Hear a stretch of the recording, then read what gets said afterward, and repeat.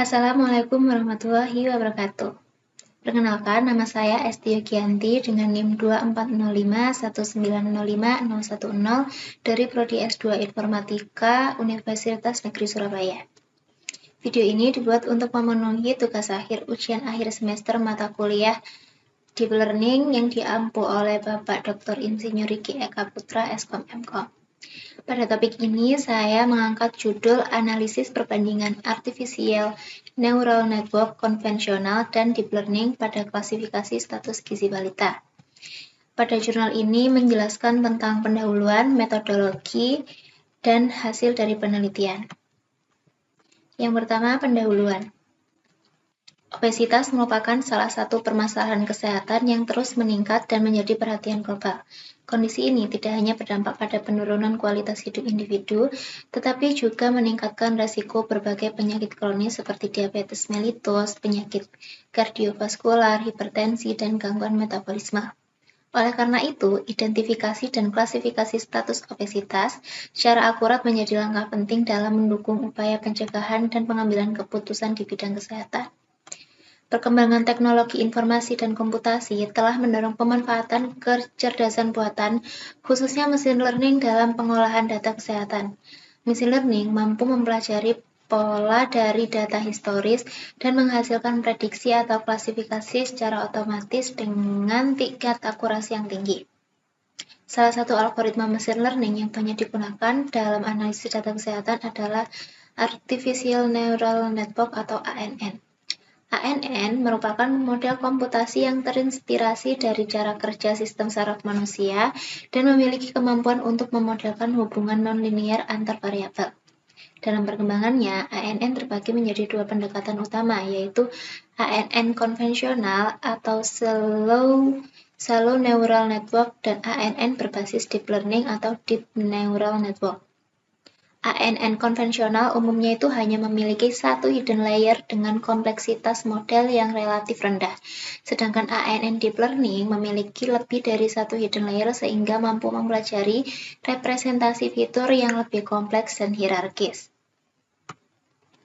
Meskipun ANN Deep Learning sering dianggap memiliki performa yang lebih unggul, penggunaan arsitektur yang lebih dalam tidak selalu memberikan hasil yang signifikan, terutama pada data terstruktur dengan jumlah fitur terbatas seperti data obesitas.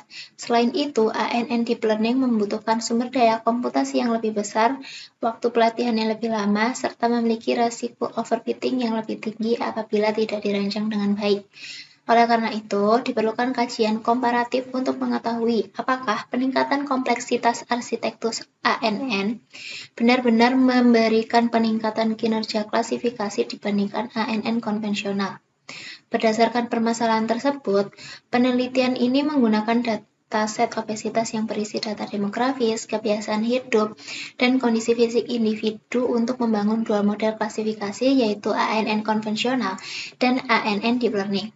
Kedua model dilatih dan diuji menggunakan data serta tahapan pra-pemrosesan yang sama, sehingga perbedaan hasil yang diperoleh dapat dianalisis secara objektif berdasarkan perbedaan arsitektur jaringan. Penelitian ini diharapkan dapat memberikan pemahaman yang lebih jelas mengenai perbedaan performa antara ANN konvensional dan ANN Deep Learning dalam klasifikasi status gizi balita obesitas. Pembahasan selanjutnya yaitu metodologi penelitian. Penelitian ini menggunakan pendekatan eksperimen kuantitatif dengan metode komparatif untuk membandingkan kinerja ANN konvensional dan ANN berbasis Deep Learning dalam klasifikasi status gizi. Untuk tahapannya yaitu meliputi pembersihan data, transformasi atribut kategorikal menggunakan label encoding, normalisasi data numerik menggunakan standard scalar, serta pembagian data latih dan data uji dengan rasio 90-10 dan 80-20. Untuk dataset penelitiannya berasal dari Kaggle dengan judul Obesity Level dan Lifestyle yang mencakup fiturnya itu ada 16 fitur dan 7 status klasifikasi gizi dengan jumlah 2.111 entry data. Data ini dikumpulkan dari 3 negara yaitu Kolombia, Meksiko, dan Peru. Untuk penjelasan detail fiturnya dijelaskan pada tabel 1. Di sini ada 16 fitur dengan penjelasan tipe data, pertanyaan, dan pilihan jawaban pada data tersebut. Untuk fitur-fiturnya ada gender, age, height, weight, family history, lalu FAVC, FCVF, NCP, CAEC, smoke, CH2O, SCC, FAF, TUE, CALC, MTrans, dan variabel dependennya ini ada 7 klasifikasi dengan ketentuan yang sudah ditentukan. Lalu dijelaskan juga ANN konvensional dan ANN deep learning. Pada ANN konvensional, ini ada 3 layer, yaitu input layer, hidden layer, output layer. Pada ANN konvensional hanya ada 1 hidden layer. Untuk penjelasannya, yaitu pada penelitian ini dirancang menggunakan arsitektur jaringan saraf dangkal, yang ditunjukkan pada gambar 1, model ini memiliki struktur yang relatif sederhana dan bertujuan untuk memberikan hubungan dasar antara fitur input dan kelas output tanpa melakukan proses pembelajaran fitur yang kompleks. ANN konvensional sering digunakan sebagai baseline model dalam penelitian pembelajaran mesin karena efisiensi komputasi dan kemudahan implementasinya, terutama pada data terstruktur. Pada penelitian ini, ANN konvensional digunakan sebagai model pembanding untuk mengevaluasi sejauh mana peningkatan kedalaman jaringan dari ANN deep learning yang mempengaruhi kinerja klasifikasi status obesitas. Selanjutnya, ANN deep learning. Ini ada gambar arsitektur ANN deep learning. Untuk penjelasannya yaitu ANN deep learning memiliki kedalaman jaringan lebih besar dibandingkan ANN konvensional. Perbedaan utama terletak pada jumlah hidden layer yang lebih dari 1, sehingga model mampu melakukan proses pembelajaran fitur yang bertahap dan hierarkis. Jadi perbedaan antara ANN deep learning dan ANN konvensional terletak pada jumlah layer. Kalau ANN konvensional hanya ada 1 hidden layer, tapi kalau dalam ANN deep learning ada 2 hidden layer dengan jumlah neuron yang berbeda, yaitu layer pertama 64 dan layer kedua 32. Jadi ekstraksi representasi datanya itu lebih kompleks dibandingkan yang konvensional. Untuk lebih rincinya, perbedaan antara ANN konvensional dan deep learning dijelaskan pada tabel 2. Di sini dibandingkan dari beberapa aspek, yaitu jumlah hidden layer, kedalaman jaringan, kemampuan ekstraksi, dan kebutuhan komputasi. Kalau ANN konvensional itu hanya ada 1 hidden layer, sedangkan deep learning lebih dari sama dengan 2 hidden layer. Untuk kedalaman jaringannya, kalau konvensional termasuk jaringan yang dangkal, sedangkan deep learning yang dalam. Untuk kemampuan ekstraksi fitur, ANN konvensional itu terbatas, sedangkan ANN deep learning hierarkis dan kompleks. Untuk kebutuhan komputasinya, kalau ANN konvensional itu lebih rendah, dan ANN deep learning lebih tinggi pada kebutuhan komputasinya. Selanjutnya, untuk pelatihan model, penelitian ini menggunakan algoritma backpropagation, yaitu metode supervised learning, untuk memperbaiki bobot dan bias pada jaringan saraf berdasarkan kesalahan prediksi. Algoritma ini bekerja dengan menghitung gradien fungsi loss terhadap setiap parameter model dan melakukan pembaruan bobot secara iteratif untuk meminimalkan nilai loss-nya. Untuk fungsi loss yang digunakan kedua model ini ada smart categorical cross entropy, lalu pemilihan fungsi loss yang sama bertujuan untuk memastikan bahwa perbedaan kinerja yang dihasilkan tidak disebabkan oleh perbedaan formulasi kesalahan, melainkan oleh perbedaan struktur jaringan sarafnya. Untuk optimizer yang digunakan pada eksperimen ANN konvensional maupun ANN deep learning itu sama, yaitu ADAM atau Adaptive Moment Estimation. Optimizer ini dipilih karena kemampuannya mengkombinasikan keunggulan metode momentum dan adaptive learning rate, sehingga dapat mempercepat proses konvergensi dan menjaga stabilitas pelatihan dengan menggunakan optimizer yang sama. Penelitian ini memastikan bahwa faktor optimasi tidak mempengaruhi perbandingan performa kedua model. Selanjutnya, evaluasi kinerja model ANN konvensional maupun ANN deep learning. Evaluasi ini menggunakan data uji atau testing data yang tidak digunakan selama proses pelatihan. Tujuannya yaitu untuk mengukur kemampuan generalisasi model dan mengklasifikasi status obesitas pada data yang belum pernah dilihat sebelumnya. Untuk metrik utama yang digunakan itu ada akurasi, presisi, recall, dan F1 score.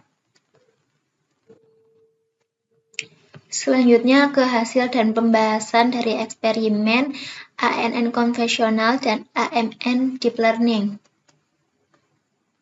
Pada ANN konvensional, di sini ada beberapa hasil yang didapatkan, yaitu trend accuracy, trend loss, test accuracy, test loss, presisi, recall, dan F1 score dengan pembagian data latih 80, data testing 20, dan pembagian 90-10.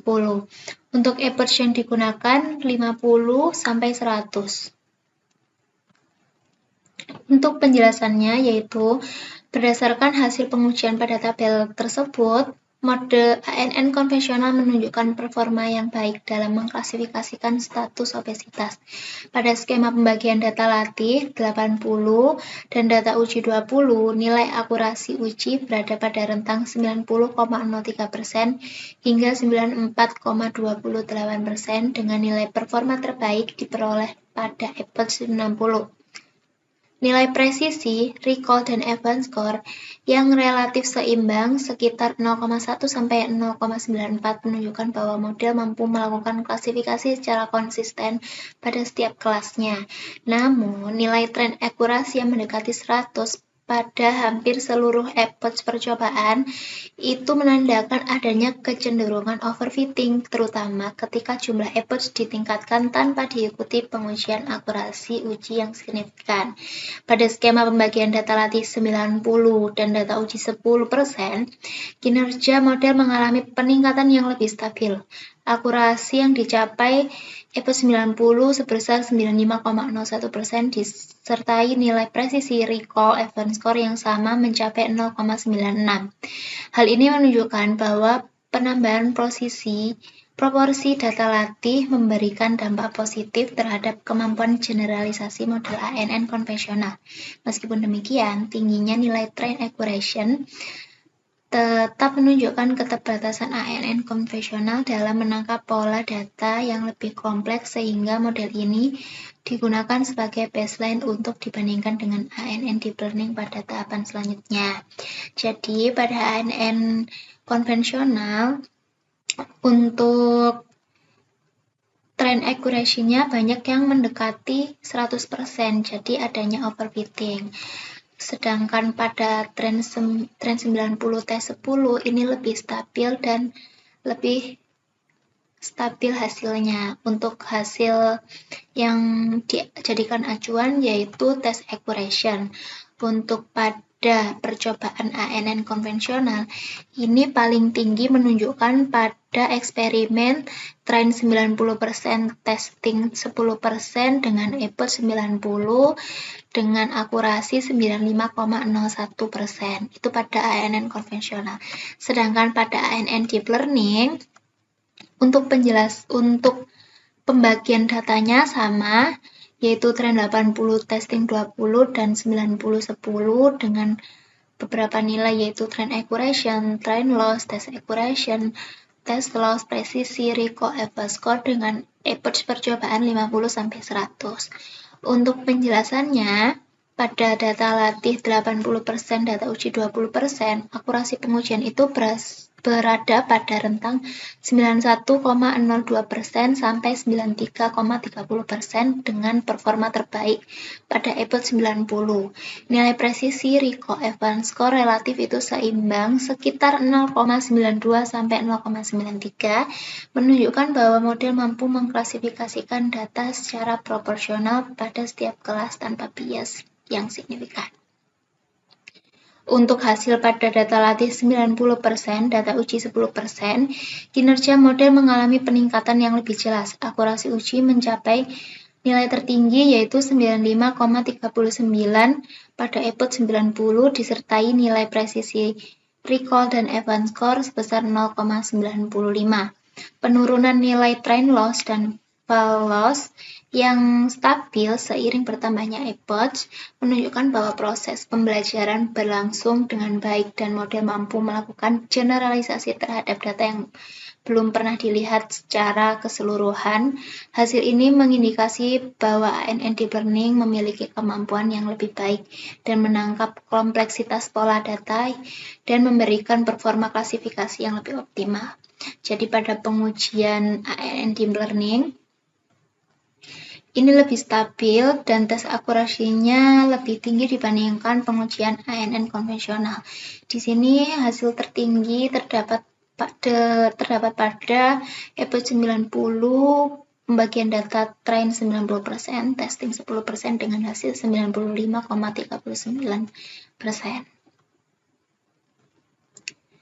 Untuk kesimpulannya, yaitu penelitian ini bertujuan untuk menganalisis dan membandingkan kinerja ANN konvensional dan ANN Deep Learning dalam mengklasifikasikan status obesitas berdasarkan data yang digunakan. Evaluasi dilakukan menggunakan beberapa skema pembagian data latih dan data uji serta variasi jumlah ePods dan metrik penilaian meliputi akurasi, presisi, recall, dan F1 score.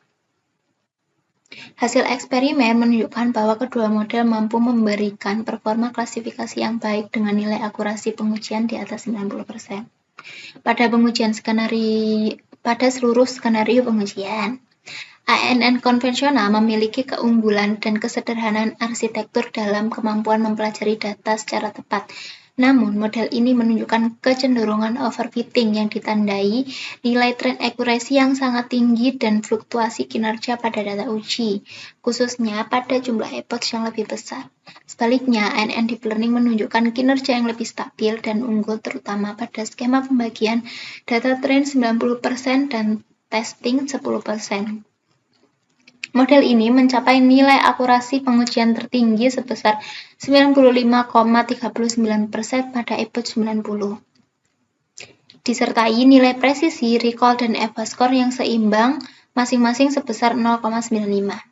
Stabilitas penurunan nilai train loss dan test loss serta selisih kinerja yang relatif kecil antara data latih dan data uji mengindikasikan bahwa ANN Deep Learning memiliki kemampuan generalisasi yang lebih baik dalam menangkap pola kompleks pada data obesitas. Oke, sekian penjelasan dari penelitian saya yang berjudul analisis perbandingan antara ANN konvensional dan ANN Deep Learning pada klasifikasi status gizi balita. Semoga bermanfaat. Wassalamualaikum warahmatullahi wabarakatuh.